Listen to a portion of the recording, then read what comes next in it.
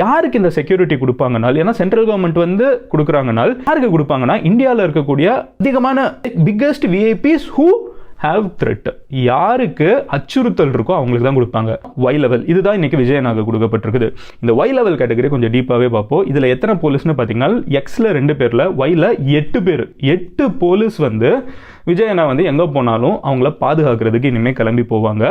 அதில் போலீஸும் இருப்பாங்க, ப்ளஸ் சிஆர்பிஎஃப், ஓகேவா, சென்ட்ரல் ரிசர்வ் போலீஸ் ஃபோர்ஸ் இருக்காங்களா, அதில் இருந்தும் இதுக்குன்னு எக்ஸ்க்ளூசிவாக ட்ரெயின் ஆயிருப்பாங்க எப்படி பாதுகாக்கிறதுன்னு. ஒரு க்ளோஸ் காம்பேட், யாராவது கிட்ட கத்தி எடுத்துகிட்டு வந்துட்டாங்கன்னா அவங்கள எப்படி சப்டியூ பண்ணுறது, யாராவது தாக்க வராங்கன்னா அவங்க கிட்டேருந்து எப்படி பாதுகாக்கிறது, இந்த மாதிரி இதுலேயே ஸ்பெஷலைஸ் ஆனவங்க இருப்பாங்கல்ல, அவங்க வந்து இதில் அடிஷ்னலாக இருப்பாங்க. ஒரு சைடு அவங்களுக்கு செக்யூரிட்டி கிடச்சிருக்குன்னு ஒரு ஃபேனாக ஹாப்பியாக இருந்தாலும், இன்னொரு சைடு வந்து அவங்களுக்கு செக்யூரிட்டி த்ரெட் இருக்குன்னு வந்து பாதுகாப்புக்கு அவங்களோட சேஃப்டிக்கு பிரச்சனை இருக்குதுன்னு சென்ட்ரல் கவர்மெண்ட் நினைக்கிறாங்க.